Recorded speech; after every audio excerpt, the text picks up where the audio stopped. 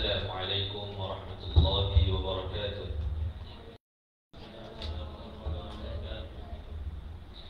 Alhamdulillahi rabbil alamin. Sallallahu wa sallam wa baraka ala nabiyyina Muhammad wa ala alihi wa sahbihi ajma'in. Subhanaka la ilma lana illa ma 'allamtana innaka antal alimul hakim. Rabbi shrah li sadri wa yassir li amri wa hlul 'uqdatan min lisani yafqahu qawli. Allahumma 'allimna ma yanfa'una wanfa'na bima 'allamtana warzuqna 'ilma. Allahumma inna na'udzu bika min 'ilmin la yanfa'u, min qalbin la yakhsha', min nafsin la tashba'u, min 'aynin la tadma', wa min 'amalin la yurfa', wa min du'a'in la yusma'. Amma ba'du. Alhamdulillah, pada pagi Jumaat yang penuh barakah ini, hari ini kita sekali lagi diberi taufik oleh Allah Subhanahu wa taala untuk kita sama-sama meneruskan pengajian ulum Al-Quran melalui kitab Al-Itqan, Mukhtasar Al-Itqan fi Ulum Al-Quran, yang karya asalnya adalah dikarang oleh Al-Imam As-Suyuti rahimahullah ta'ala. Dan Alhamdulillah, kita dah sampai ke kita masih lagi di dalam tajuk kelebihan Al-Quran, kelebihan Al-Quran, fadailul Quran. Dan kita Alhamdulillah dah baca beberapa hadis yang menunjukkan kelebihan, kemuliaan Al-Quran dan juga kemuliaan orang yang membaca Al-Quran. Dan hadis yang terakhir kita kongsikan dan hadis yang terakhir kita dah kongsikan adalah innallaha yarfa'u bi hadzal kitabi aqwaman wa yadh'u bihi akharin. Itu yang terakhir tu. Jadi kemudian kita sambung lagi dengan hadis yang seterusnya, yaitu hadis Umar Al-Khattab radhiyallahu anhu. Okey. Bismillahirrahmanirrahim. Qala al-muallif rahimahullah ta'ala wa 'an Umar bin Al-Khattab radhiyallahu anhu anna an-nabiy sallallahu alaihi wasallam hadis bukan Umar Al-Khattab, Ibnu Umar. Ini salah terjemahannya. Wa 'an Ibnu Umar radhiyallahu anhuma عن النبي صلى الله عليه وسلم قال لا حسد إلا في اثنتين رجل آتاه الله القرآن فهو يقوم به آناء الليل وآناء النهار ورجل آتاه الله مالا فهو ينفقه آناء الليل وآناء النهار. Sabda Nabi sallallahu alaihi wasallam, hadis ini riwayat Al-Bukhari dan Muslim. Sabda Nabi sallallahu alaihi wasallam, tidak boleh berhasad melainkan kepada dua golongan. So hasad ni dia satu, orang kata, perbuatan yang tercela lah pada asalnya. Iaitu hasad ini perbuatan, kita kata bahasa Melayu kita panggil dengki lah, dengki.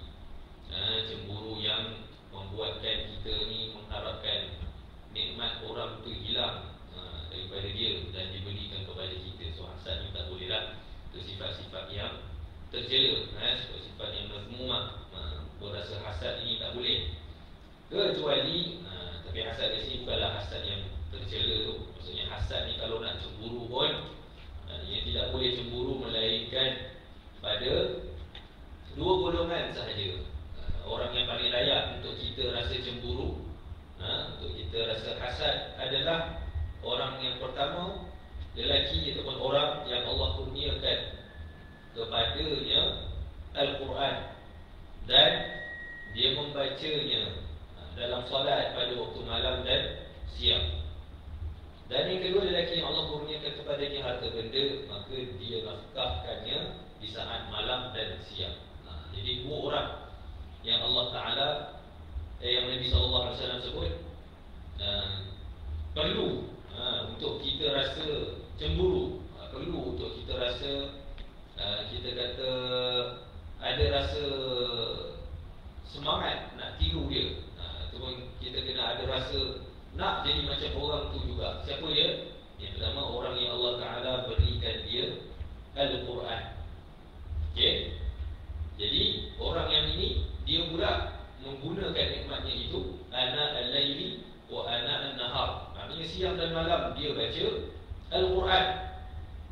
Jadi orang yang Allah Ta'ala beri Quran ini menjadi satu kemuliaan untuk dia, sehingga dia tidak layak untuk dicemburui.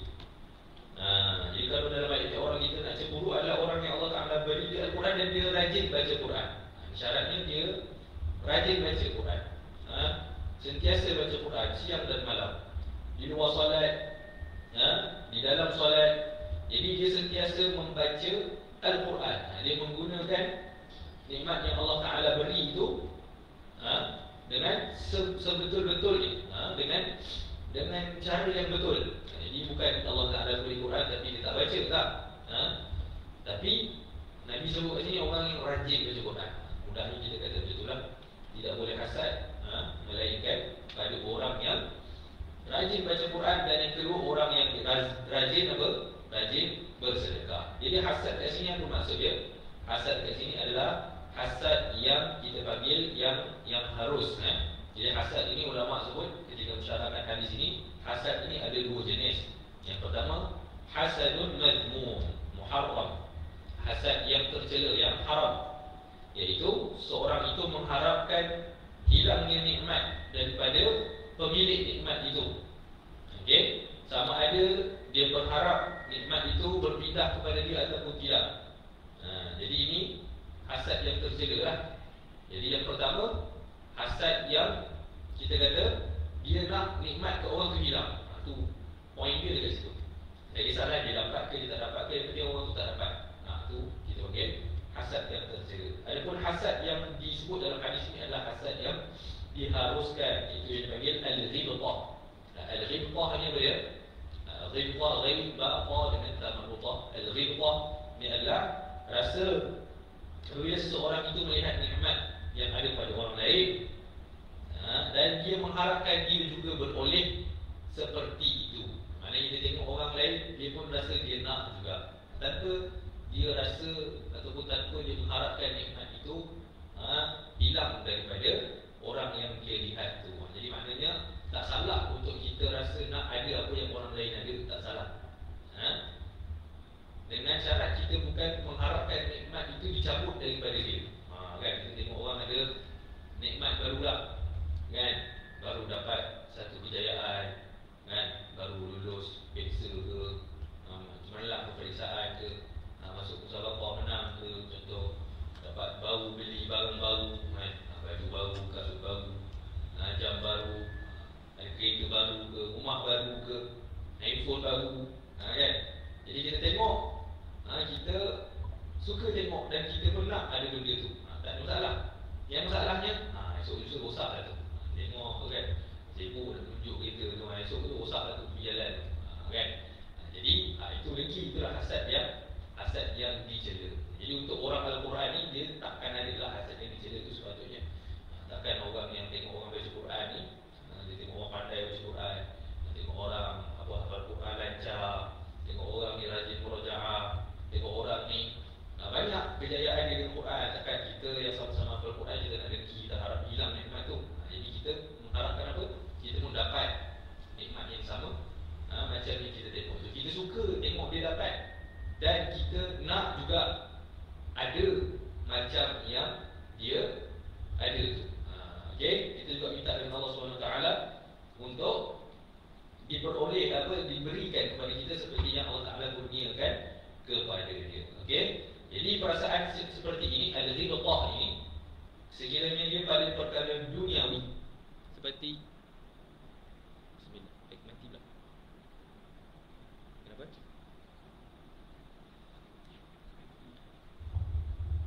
Bismillah.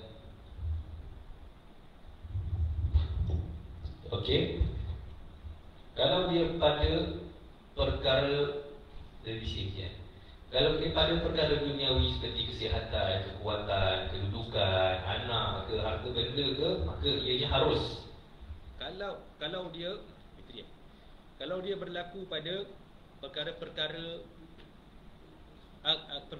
agama, ilmu yang bermanfaat ataupun harta yang baik, maka dia digalakkan.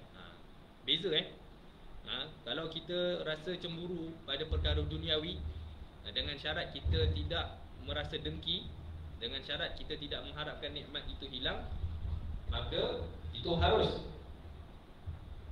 Tapi kalau pada perkara akhirat, seperti dengan orang yang ada ilmu dan dia manfaatkan ilmu, seperti dengan orang yang ada harta dan dia manfaatkan harta, maka itu hukumnya digalakkan, sunnah, mustahabbah. Untuk kita rasa cemburu, untuk kita rasa nak apa yang dia ada, dan untuk kita berusaha supaya kita diberi oleh Allah Ta'ala ilmu yang ada pada orang itu seperti itu kita ada juga, ataupun harta yang baik yang digunakan untuk kebaikan kita nak juga. Jadi dengan syarat kita, niat kita tu kena baik, iaitu kita nak juga apa yang ada tu Allah Ta'ala beri pada kita, untuk sama kita pun nak, kalau kita dapat kita akan gunakan untuk kebaikan. Okey.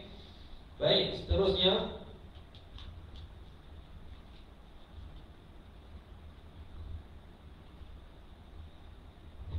hadis yang seterusnya yang diriwayatkan daripada Al-Barra bin Azib radhiyallahu anhu, qala kana rajulun yaqra'u surat al-kahfi wa 'indahu farasun marbutun. Ini kat sini, wa ila janibi hisanun marbutun bi syaqanaini فتغشته سحابة فجعلت تدنو وتدنو وجعل فرسه ينفر فلما أصبح أتى النبي صلى الله عليه وسلم فذكر ذلك فقال تلك السكينة تنزلت بالقرآن. Maksudnya hadis yang diriwayatkan oleh Al-Barra ini, pernah seorang lelaki membaca suratul Kahfi di tepi seekor kuda yang diikat dengan dua tali. Tiba-tiba ia diselubungi awan. Awan itu semakin menghampiri sehingga menyebabkan kudanya itu terkejut dan lari. Pada keesokan harinya beliau menghadap Rasulullah SAW dan menceritakan semua yang berlaku. Maka sabda baginda SAW, itulah as-sakinah ataupun ketenangan yang diturunkan untuk Al-Quran. Jadi ini kisah seorang lelaki yang membaca Al-Quran, iaitu dalam hadis ini disebut suratul Kahfi. Di sebelah haiwan peliharaannya, dalam hadis ini disebut seekor kuda. Jadi apabila dia membaca Al-Quran itu, Allah pada ketika itu tiba-tiba datangnya awan yang melindungi, datang awan yang kita kata bernaung di atas kepalanya. Jadi pada ketika itu kuda yang sedang duduk dekat sebelah itu, maka dia terkejut melihat awan itu, dan akhirnya kuda itu bangun dan lari. Jadi apabila besoknya itu dia datang kepada Rasulullah SAW dan dia tanya apa yang berlaku semalam tu. Dia beritahu semalam aku tengah mengaji Quran, ada awan datang. Tiba-tiba gelap, diselubungi awan. Awan tu makin dekat dengan dia sehingga kuda itu terkejut dan lari. Maka Rasulullah SAW kata itulah dia ketenangan yang turun bersama-sama dengan Al-Quran. Jadi awan itu adalah apa dia? Awan itu adalah, pada awan itu ada malaikat. Inna hadhihi sahabata kana fiha al-malaikah wa 'alaihim as-sakinatu nazalu yastami'una lil-Quran. Jadi dikatakan bahawa awan itu adalah malaikat, ataupun ada pada awan itu ada malaikat, dan bersama-samanya ada ketenangan yang datang sekali mendengar Al-Quran. Okey. Dan dikatakan bahawa ketenangan itu juga sebenarnya adalah satu makhluk daripada makhluk-makhluk Allah Subhanahu Wa Taala. Yang mana di dalamnya itu adalah ketenangan, tumaninah, ada rahmah, dan bersama-samanya ada para malaikat yang datang mendengarkan Al-Quran. Jadi kerana itulah kuda tu tadi terkejut dan lari, sebab kuda tu boleh nampak. Kuda tu boleh nampak. Jadi kita, orang yang baca tu dia nampak awan je. Dia nampak yang datang tu awan, tapi kuda tu dia nampak yang datang tu apa? Malaikat. Terkejutlah pun bila tak pernah tengok, kan? Nampak benda yang tak pernah nampak, mestilah terkejut. Jadi kalau kita pun nampak malaikat ni, kita pun terkejut dan kita pun lari. Jadi nak kata Al-Quran itu membawa ketenangan, membawa turunnya rahmat, turunnya ketenangan, dan juga hadirnya para malaikat. Jadi malaikat ni dia suka dengar Al-Quran. Jangan kata malaikat suka dengar Quran, jin pun suka dengar Quran. Betul tak?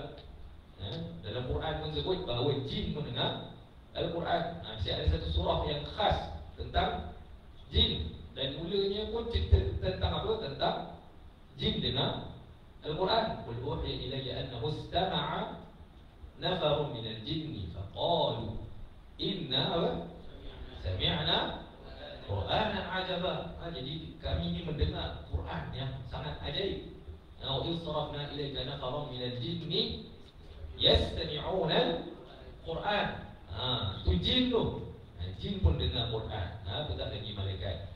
Jadi kerana Quran ini datang bersama-sama ketenangan. Dia adalah asbab untuk turunnya rahmat, turunnya sakinah, turunnya barakah. Jadi kalau seseorang itu mencari ketenangan, nak healing ni lagi semua orang apa-apa je sikit healing, cari pantai, cari gunung, cari apa, tapi lupa cari Quran.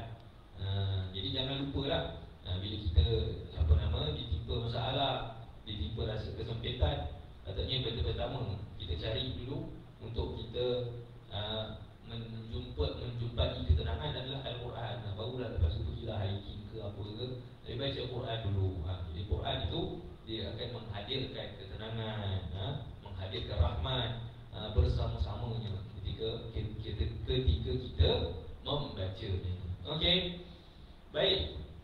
Hadis seterusnya, hadis riwayat Ibnu Mas'ud radhiyallahu taala anhu, seperti yang diriwayatkan oleh Imam At-Tirmidzi. Apa kata Nabi sallallahu alaihi wasallam? Kata Ibnu Mas'ud, wa 'an Ibnu Mas'ud radhiyallahu anhu qala qala Rasulullah sallallahu alaihi wasallam, man qara'a harfan min kitabillahi falahu bihi hasanah wal hasanatu bi'ashri amsalha. La aqulu alif lam mim harfun walakin alifun harfun wa lamun harfun wa mimun harfun. Jadi maksudnya barang siapa yang membaca satu huruf daripada kitab Allah, maka baginya satu kebajikan, dan satu kebajikan itu umpama 10 sepertinya. Aku tidak berkata alif lam mim itu satu huruf, tetapi alif satu huruf, lam satu huruf, dan mim satu huruf. Alhamdulillah. Jadi Nabi SAW memberitahu bahawa membaca satu huruf daripada Al-Quran itu adalah satu kebaikan. Satu huruf, satu kebaikan. Dan satu kebaikan itu digandakan dengan 10. Sebab Allah Ta'ala kata apa? Man ja'a bil hasanati falahu ashru amsalha. Siapa yang bawa satu kebaikan, siapa yang membuat satu kebaikan, maka pahalanya adalah 10 kali ganda sepertinya, akan dibalas 10 kali ganda sepertinya. Jadi baca satu huruf Al-Quran sama dengan satu kebaikan. Jadi nak katanya, Nabi kata bukan alif lam mim itu satu huruf, tetapi alif itu satu huruf, mim itu satu huruf, lam itu satu huruf, dan mim itu satu huruf. Maknanya kalau orang tu baca alif lam mim pun sudah mendapat 3 kebaikan yang digandakan kepada 10. Bayangkan baca alif lam mim dah ada 30 kebaikan, kan? Apatah lagi kalau kita baca satu ayat yang lebih panjang.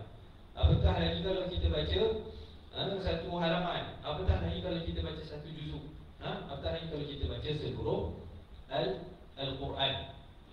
Jadi kalau seseorang itu tahu akan kelebihan ini, maka sangat rugi kalau dia tidak melakukan kebaikan ini dan berusaha untuk memperoleh sebanyak mungkin pahala daripada ibadah yang kita kata taklah susah mana pun. Baca saja, baca Al-Quran ni kita baca je.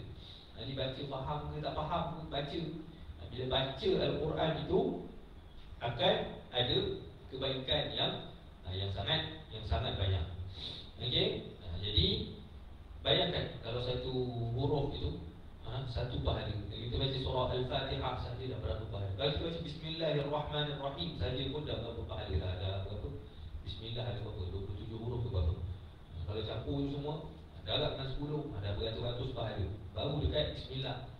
Belum lagi kita baca satu juzuk, baca apa nama, muhtakhatam, baca murajaah, buat syahadah. Jadi baca Quran, seluruh Al-Quran ini sudah pasti pahalanya itu sangat-sangat banyak. Okey.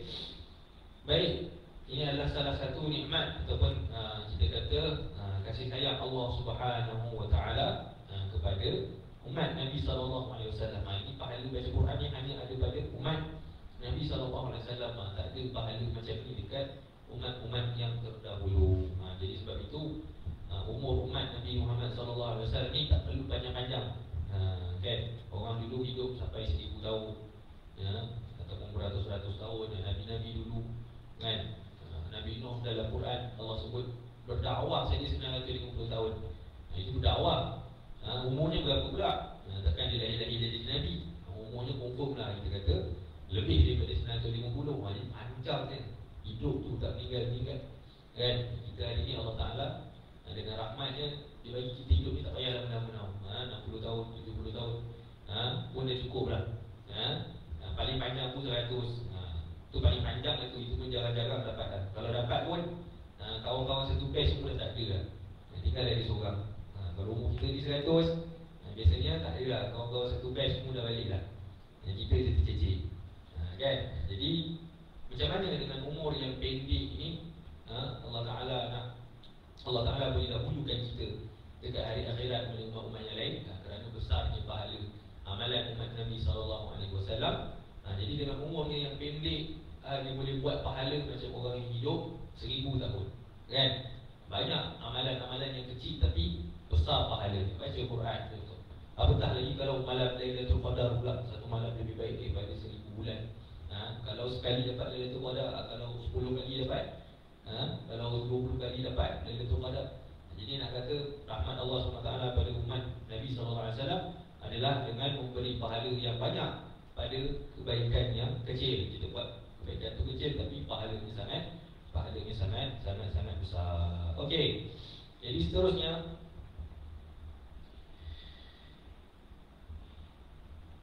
hadis yang diriwayatkan oleh Ibnu Abbas radhiyallahu anhuma, qala Rasulullah sallallahu alaihi wasallam, innal ladzi laysa fi jawfihi syai'un min al-Qur'ani kal baitil khalid. Sesungguhnya orang yang hatinya tidak mengingati Al-Quran sedikit pun, ataupun kita terjemahkan sesungguhnya orang yang di dalam dirinya, jauh ni maknanya dalam tubuh badan dia lah, jauh punya ruang rongga tubuh badan ni. Kan, kalau kita umpamakan kita ni umpama satu bekas, dalam satu bekas tu tak ada apa-apa macam tu. Kalau dalam diri satu orang manusia ini tidak ada langsung ayat Al-Quran, kan, maka dia diumpamakan seperti rumah yang usang. Rumah yang roboh kat sini. Rumah yang roboh ni kita boleh kata rumah yang buruk ke, rumah yang usang ke.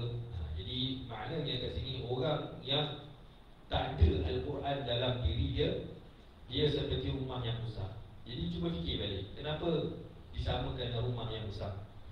Sebab rumah yang usang ni adalah rumah yang diabaikan. Rumah yang usang ni kenapa dia boleh jadi usang? Kerana dia terabai. Tak ada orang datang, tak ada orang tengok, tak ada orang jaga, tak ada orang bersihkan. Jadi apa kita tengok akhirnya dia jadi tempat tidur magian. Tak boleh nak duduk lah. Tapi kalau rumah tu ada hari-hari orang datang, orang bersihkan, ada orang duduk lah senang cerita, InsyaAllah dia akan sentiasa terjaga. Berbanding rumah yang tak ada orang jaga. Tengoklah rumah untuk nenek kita yang dah meninggal contoh. Kata anak-anaknya semua duduk jauh, tak ada yang datang. Sebelum tu waktu nenek kita duduk situ, rumah tu elok lah. Bila tak ada orang duduk, memang sekejap je rumah ni tinggal sekejap je dia dah akan datang macam-macam. Dia akan ada, yalah, kotor, dia akan kotor sana, kotor sini, rosak sana, rosak sini, leput sana, leput sini. Duduk tu ustaz masih dah dekat Madinah pun kan. Jadi tinggal rumah ustaz kat sini tinggal 3 bulan, tinggal 6 bulan, tak ada orang duduk. Bila balik tu penat kita nak bersih kan. Tapi sebab memang rumah tak ada orang duduk, tak ada orang datang tengok. Jadi tak sama macam rumah yang kita duduk sekarang ni, hari kita duduk kat situ, tak sama. Jadi akan bila dia terabai macam-macam lah hal. Mula nak kena ganti tu, nak kena ganti ni, yang ini dah kena gigit monyet lah, yang ni dah tercabut dah, yang itu lah, macam-macam. Kan? Dia terabai. Jadi orang yang tak mengisi diri dia dengan Al-Quran, maka dia seperti rumah yang hatinya itu seperti rumah yang kosong, rumah yang usang, rumah yang tidak diberi perhatian. Jadi macam itulah keadaan hati kita, keadaan diri kita apabila tidak diisikan dengan Al-Quran. Jadi umpamanya matilah, senang cerita, umpamanya hati itu akan mati, akan kosong, akan kotor, tidak berjaga. Jadi dia tak sama macam rumah yang hidup. Rumah yang hidup yang ada orang duduk kat dalam tu, kita tengok dia bersih, cantik, bercahaya, kan? Rumah yang tak ada orang duduk ni kotor, gelap, lampu pun orang tak pasang, gelap, kotor, banyak benda rosak, buruk. Jadi banyak Al-Quran yang kita isi, semakin banyak, semakin baik keadaan hati kita.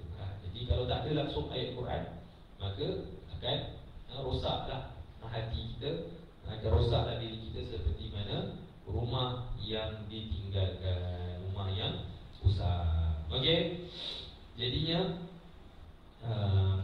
bila kita dah ada Al-Quran, Allah Ta'ala beri ni, kita selalulah hidupkan hati ni dengan bacaan Quran. Jadi kalau ada pun, tapi lepas tu buat macam tak ada, maka dia akan jadi macam rumah yang roboh juga. Kan? Jadi dia kena sentiasa di-maintain. Rumah ni dia perlu ada maintenance dia. Ada orang yang selalu jaga.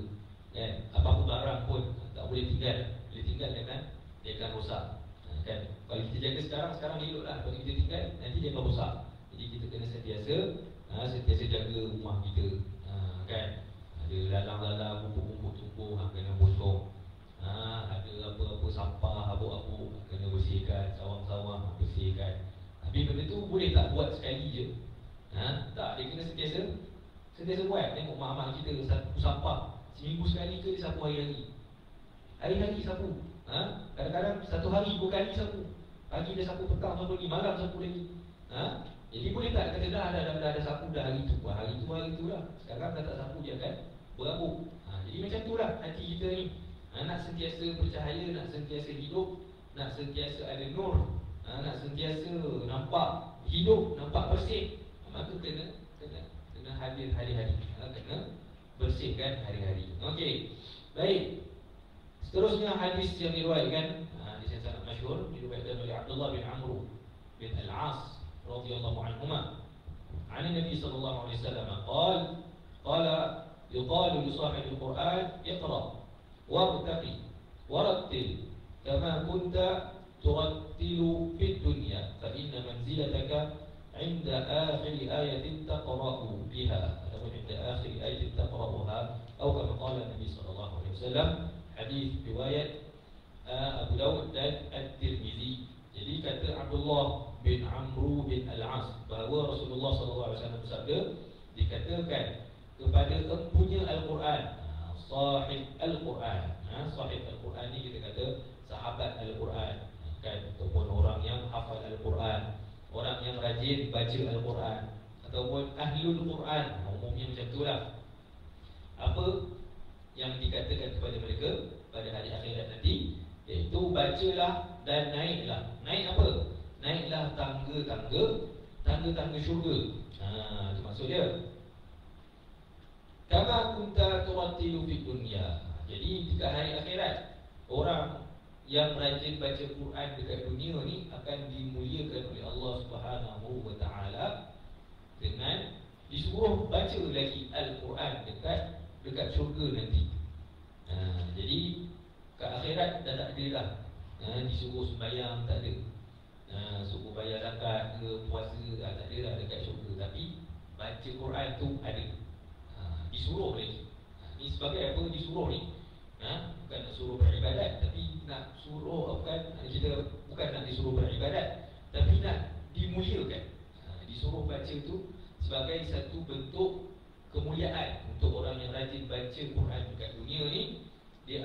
disuruh untuk baca lagi Al-Quran di dalam syurga.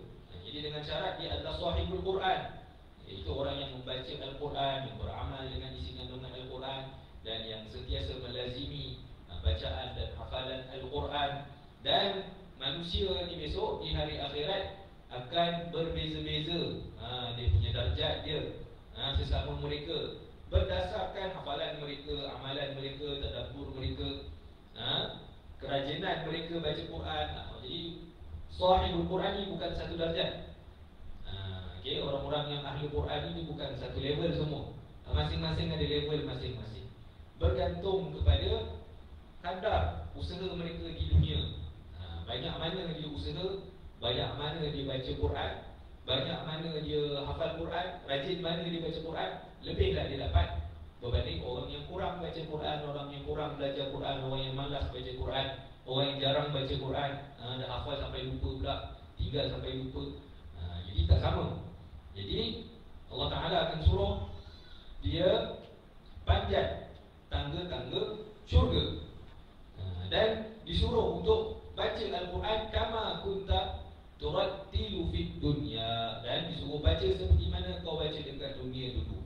Bacalah dengan tenang, dengan tajwidnya, dengan pemahaminahnya.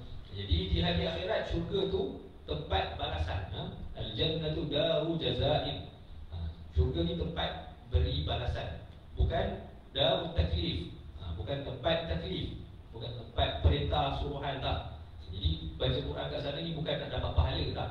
Jadi baca Quran kat sana ni adalah balasan, balasan baik untuk dia.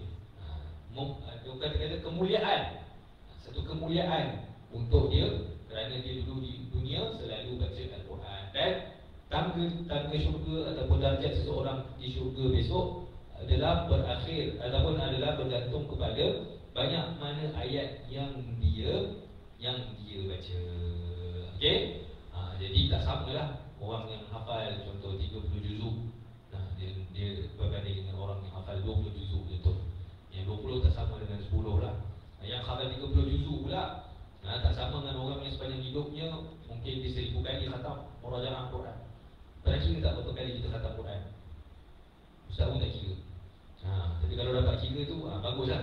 Tak sama dengan orang yang khatam mungkin sepanjang hidup sempat 900 kali. Kemudian kurang pula 800 kali, 100 kali. Tak sama. Tak sama pula orang yang baca Quran dengan satu qiraat dengan orang yang baca 10 qiraat. Satu qiraat tukar, satu qiraat tukar, satu qiraat tukar. Jangan satu qiraat saja. Tak sama pula yang baca 10 qiraat tu berapa kali pula dia khatam. Jadi masing-masing dengan amalan masing-masing dan dengan kebersamaan mereka di dunia bersama Al-Quran dulu akan menentukan tangga syurga mana yang dia akan sampai. Habis modal dia, habislah. Tangga tu lah tangga terakhir yang dia boleh panjat. Kalau sikit aja modal dia, berapa tangga dah habis lah, duduklah kat situ. Tapi tak kisahlah kan, dah dapat dalam syurga. Cuma orang yang kita kata mencintai Allah ni, dia akan sentiasa berusaha nak dapat tangga syurga yang terbaik, yang paling tinggi. Jadi dengan apa cara dia? Dengan memperbanyakkan bacaan Al-Quran. Jadi sebab tu dipanggil orang yang rajin baca Quran ni sahib Al-Quran. Sahib ni maknanya orang yang bersama. Itu datang keadaan sahabat. Apa maksud sahabat?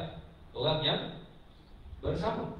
Sahabat-sahabat Rasulullah, orang-orang yang bersama dengan Rasulullah, yang sezaman dengan Rasulullah, yang seiringan zamannya dengan Rasulullah, sempat berjumpa dengan Rasulullah.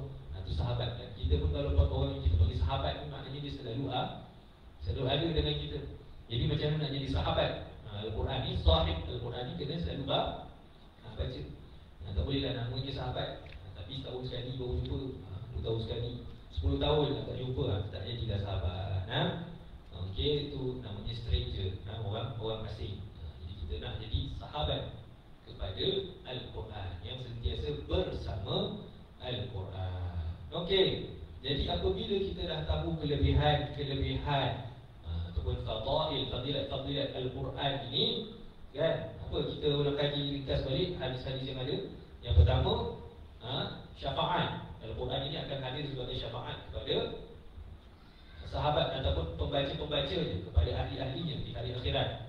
Yang kedua, hadis Nawas bin Sam'an, iaitu pada hari akhirat esok, apabila ahli Quran ini dihadapkan bertemu Allah, dia akan diiringi ataupun dipimpin oleh Al-Quran di depan dan dipimpin oleh dua surah Al-Baqarah dan Ali Imran yang akan menjadi pembela ataupun menjadi penghujah membela mereka di hari akhirat. Kan? Yang pertama tadi syafaat, yang kedua jadi hujah. Yang ketiga, orang yang baca Quran, yang belajar Quran, yang mengajar Quran adalah sebaik-baik manusia. Yang keempat, orang yang rajin baca Al-Quran, yang mahir baca Quran akan bersama para malaikat. Dan orang yang baca Quran tapi tergagap-gagap namun dia berusaha, maka baginya apa? Dua pahala. Kemudian hadis yang seterusnya, Rasulullah SAW memberi perumpamaan. Ingat saya minggu lepas kan kita cerita orang yang beriman yang baca Quran, orang beriman tak baca Quran, orang munafik yang baca Quran, orang munafik yang tak baca Quran. Bagaimana perumpamaannya? Dan kita dah baca juga hadis minggu lepas tentang hadis Umar Al-Khattab, Inna Allah yarfa'u bihadzal kitabi aqwaman wa yadha'u bihi akharin. Allah Ta'ala mengangkat dan merendahkan darjat mana-mana golongan dengan Al-Quran. Kita dah cerita kisah siapa nama tu? Ibnu Abza, satu orang hamba maula yang dilantik untuk menjaga satu kawasan di dalam Mekah, Al-Mukarramah. Jadi Umar Al-Khattab tanya kepada Nafi' yang merupakan Gubernur Mekah pada waktu itu, kenapa kau pilih dia ni? Kenapa pilih orang macam ni jadi pemimpin? Jadi Nafi' kata apa? Dia orang yang tahu Al-Quran, tahu qari'un li kitabillah, wa a'lamu bil fara'id. Dia orang yang tahu, orang yang rajin baca Quran, orang yang ahli Quran. Sebab itu kita angkat dia. Jadi Umar pun setuju, dan Umar menyebut hadis Nabi SAW. Dia kata, ketahuilah bahawa Nabi pernah berkata, sesungguhnya Allah mengangkat darjat satu-satu kaum itu dengan Al-Quran dan juga merendahkan darjat golongan yang lain dengan Al-Quran.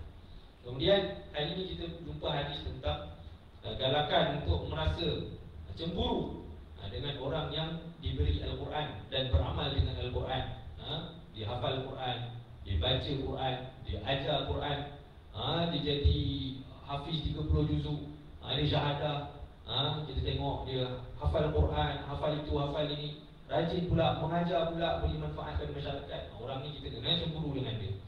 Kemudian Al-Quran ini membawa ketenangan. Kita tengok dalam hadis satu orang lelaki itu, dia katakan namanya Usaid bin Khudair kalau tak salah, lelaki yang dimasukkan dalam hadis ini yang baca surah Al-Kahfi sebelah kuda tadi sehingga datangnya awan yang menaungi mereka. Rupanya awan itu adalah ketenangan yang turun, malaikat-malaikat yang datang untuk mendengar Al-Quran. Kemudian kita dah baca tadi hadis bahawa satu huruf sama dengan 10 kebaikan. Kemudian orang yang tidak membaca Al-Quran sedikit pun seperti rumah yang roboh. Dan di hari akhirat, orang yang membaca Al-Quran akan disuruh untuk baca lagi sekali di dunia. Dan waktu itu dia akan cek mana ayat itu habis. Dan ayat kat mana habis, itulah tangga terakhir yang dia akan sampai. Jadi nampak Allah Ta'ala suruh dia baca. Bila suruh dia baca, waktu itu adalah untuk nak tunjukkan kat dia tangga mana kau sampai. Baca balik ayat yang kau baca kat dunia ni. Jadi banyak mana kau baca kat dunia tu, cuba baca sekali lagi. Sikit je, satu juzuk je, dah habis dah kat situ. Dah lah, ada kat situ. Okay. Kawan ni baca dah 30 juzuk, lepas tu dia baca lagi 30 juzuk, lepas tu dia baca lagi 30 juzuk. Tak habis-habis lagi tangga. Dia baca lagi sampai habis. Dia tukar pula qiraat lain. Dia naik lagi. Tak tahu dah bilangan tangga syukur ni berapa. Sampai habis modal dia. Okey habis. Dah. Kat situ tempat kau. Jadi Allah Ta'ala suruh dia baca macam dia baca kat dunia dulu. Kalau sikit kita baca kat dunia, sikit lagi kita dapat baca balik dekat akhirat. Kan? Jadi itu kelebihan-kelebihan fadilat Al-Quran dan orang yang membaca Al-Quran. Jadi kalau kita dah tahu semua fadilat ini, maka kita tengok Imam As-Suyuti meneruskan tajuk yang seterusnya dengan gesaan membaca Al-Quran. Jadi nampak ulama ni mesti kita kelebihan dulu. Dah tahu kelebihan, buat apa lagi? Baca dia. Kan? Gesaan membaca Al-Quran. Jadi tajuknya Al-Hathu ala tilawatihi, gesaan tilawah Al-Quran.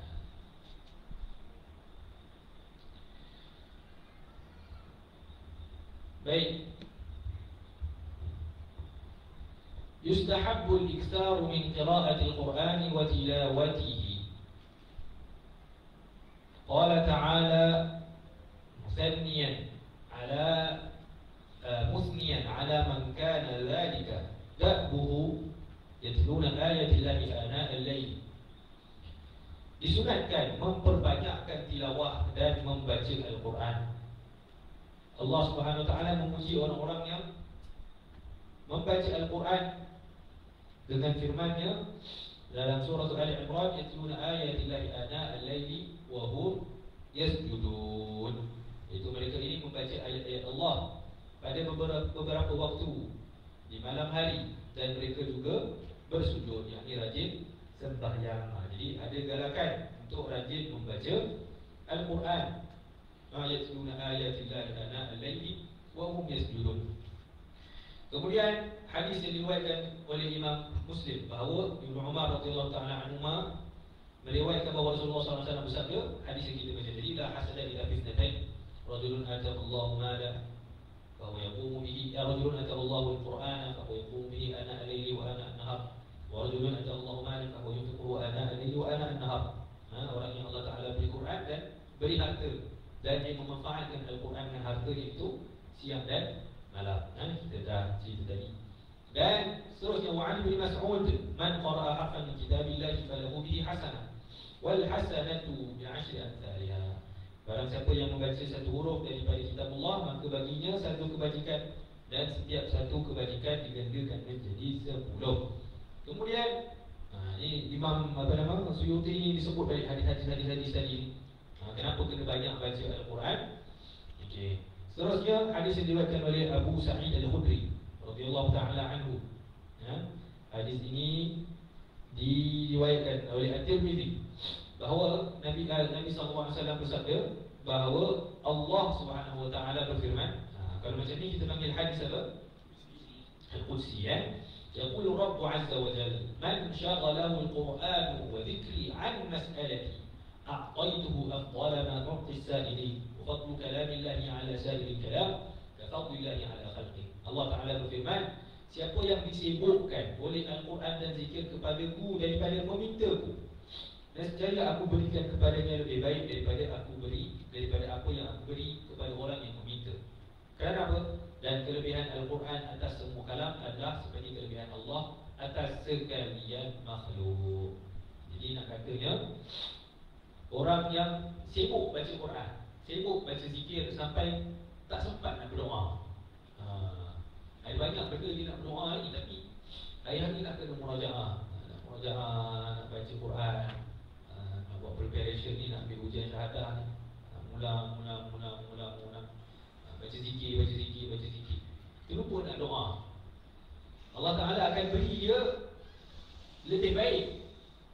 Allah Ta'ala akan berikan kepadanya dengan sesuatu yang lebih baik berbanding apa yang Allah Ta'ala beri pada orang yang minta.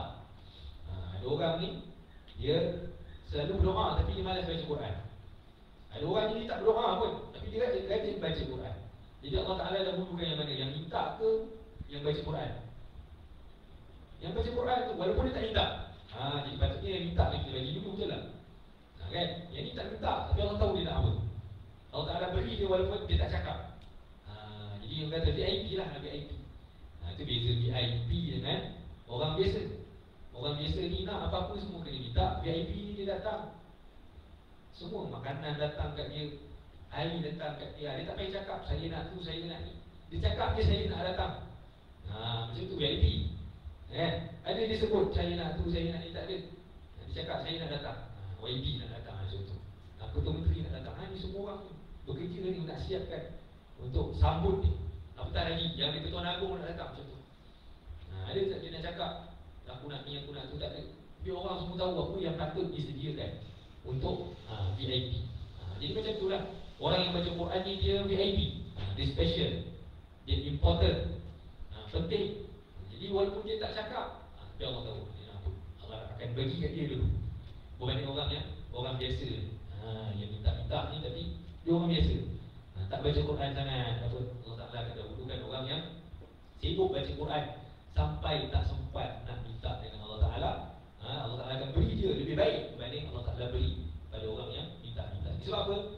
Sebab orang yang baca Quran ni dia baca apa? Dia baca kalamullah. Orang yang berdoa ni dia bercakap pakai kalam siapa? Kalam dia sendiri. Jadi orang yang baca kalamullah dengan orang yang baca kalam sendiri, siapa yang lebih utama? Orang yang baca kalamullah, kerana kalamullah kelebihan Al-Quran berbanding semua kalam, berbanding semua perkataan yang lain. Bandingan kata-kata Allah dengan kata-kata semua makhluk selain Allah adalah seperti bandingannya Allah dengan selain daripada Allah. So bayangkan, bagaimana bandingan Allah dengan makhluk? Boleh terbanding tak? Tak boleh. Semua sifat Allah, semua kita kata kekuatan, kelebihan, keagungan Allah ni tak akan dapat sama dengan, tak akan dapat dicapai sama oleh makhluk, kan? Jadi kalau kita nak terbayang bezanya Allah dengan makhluk ni pun kita kata, nak kata jauh langit dengan bumi pun lebih daripada itu lagi. Tak terbayang bandingan tu, perbandingan pun tak boleh nak dibandingkan apa pun. Apa pun kita tak boleh nak sama.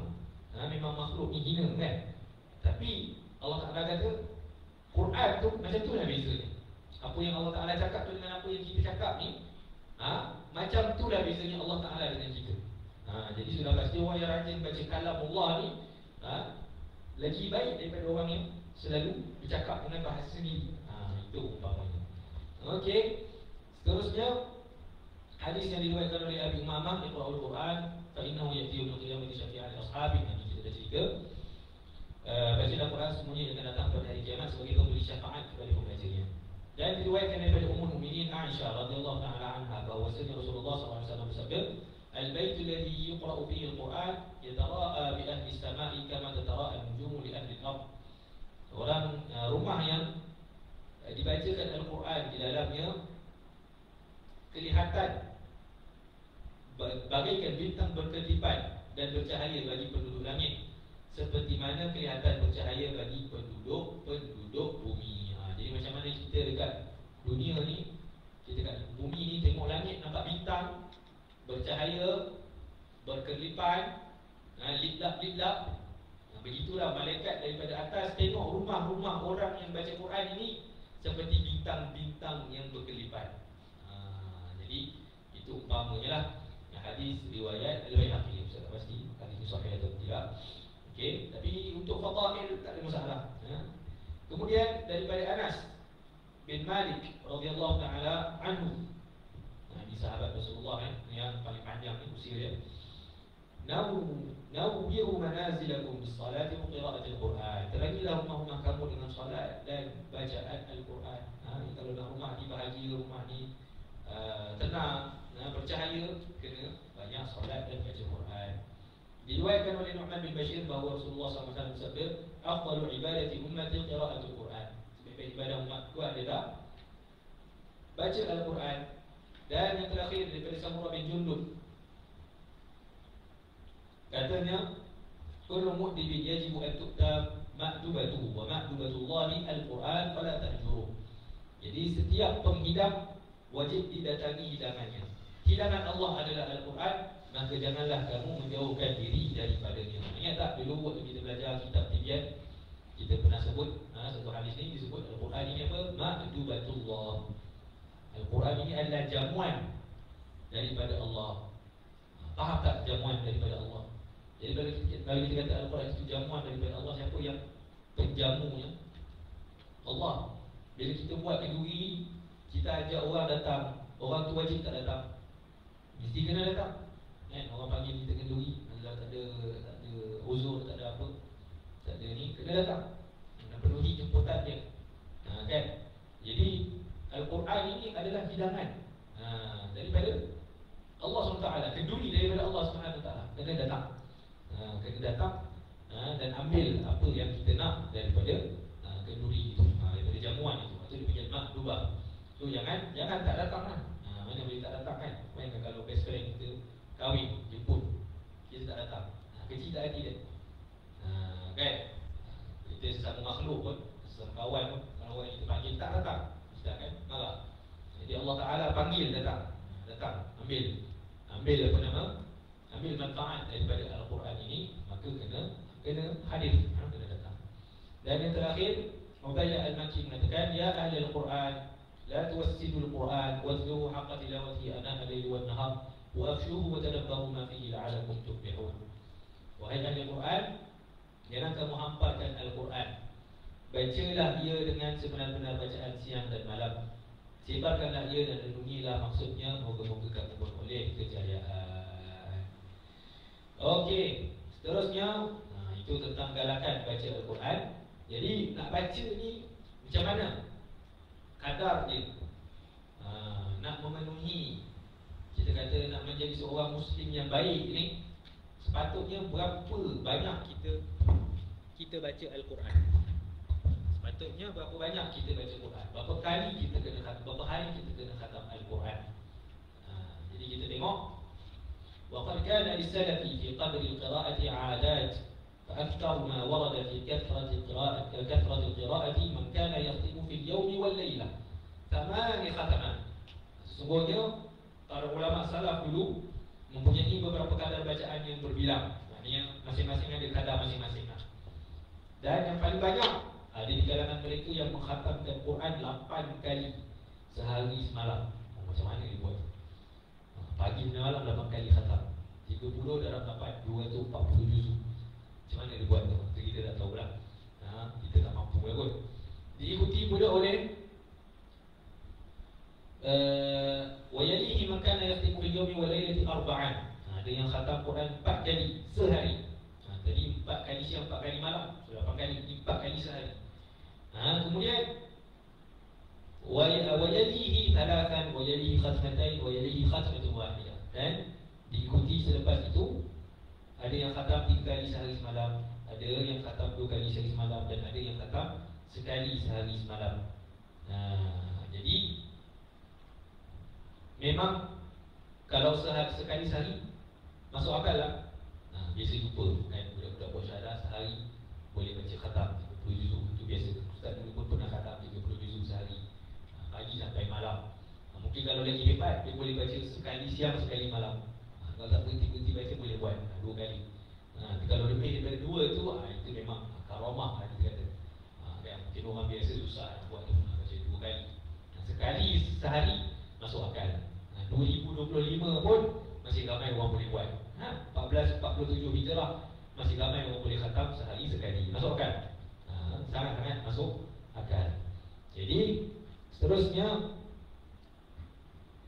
وَقَدْ ذَمَّتْ عَائِشَةُ ذَلِكَ. Sesungguhnya perkara ini tidak diperakui oleh Sayyidatina Aisyah radhiyallahu ta'ala anha. Jadi setengah-setengah para salaf tak sukalah perbuatan baca Quran ni terlalu banyak dalam satu hari.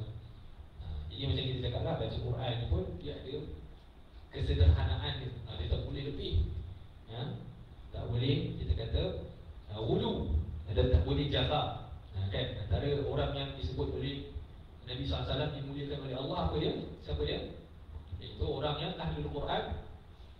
Orang yang ahli Quran, ghairil ghali fihi wal jafi anhu, yang tidak ghulu dan tidak jafa. Kita nak cerita ghulu ni apa?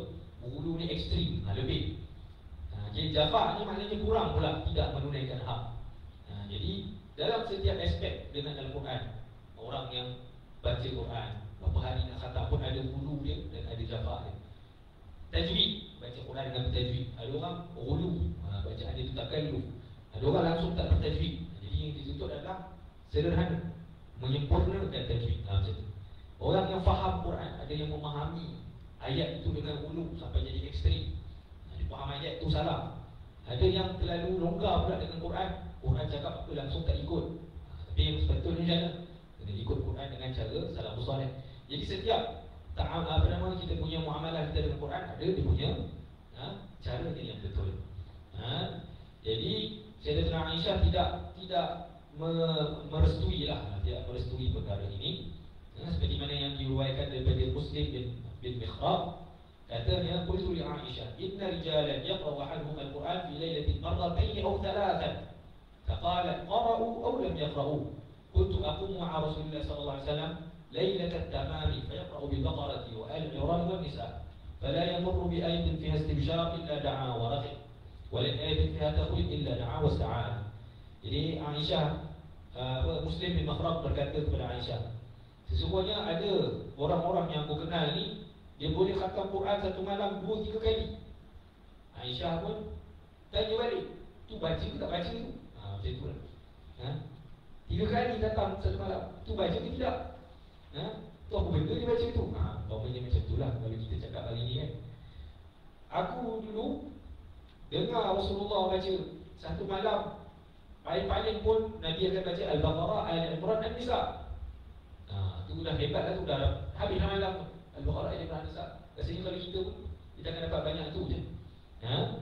Kemudian baginda sallallahu alaihi wasallam tidak akan melintasi satu ayat yang menggembirakan, melainkan dia akan doa dan minta perkara itu. Dan tidak akan melintasi satu ayat yang mengandungi ancaman, melainkan dia akan minta dijauhkan perkara itu. Jadi Rasulullah setiap ayat gembira, ayat-ayat nikmat, ayat-ayat syurga, ayat-ayat kita kata kegembiraan, maka Rasulullah akan minta pada Allah Ta'ala akan perkara itu. Kalau ayat yang Rasulullah baca itu cerita tentang neraka, tentang azab, tentang ancaman-ancaman pada hari akhirat, maka Rasulullah akan minta dijauhkan perkara itu. Okey, seterusnya wayalihi man dzalika man kana yakhtimu fi lailatayn wayalihi man kana yakhtimu fi kulli thalath wa huwa hasan wa karaha jama'atu al-khatma fi aqall min dzalik.